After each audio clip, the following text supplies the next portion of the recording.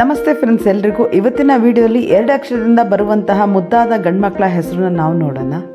ಯಾರೆಲ್ಲ ಮೊದಲನೇ ಬಾರಿ ನಮ್ಮ ಚಾನಲ್ ನೋಡ್ತಾ ಇದ್ದೀರಾ, ಪ್ಲೀಸ್ ಸಬ್ಸ್ಕ್ರೈಬ್ ಮಾಡ್ಕೊಂಡು ನೋಡಿ.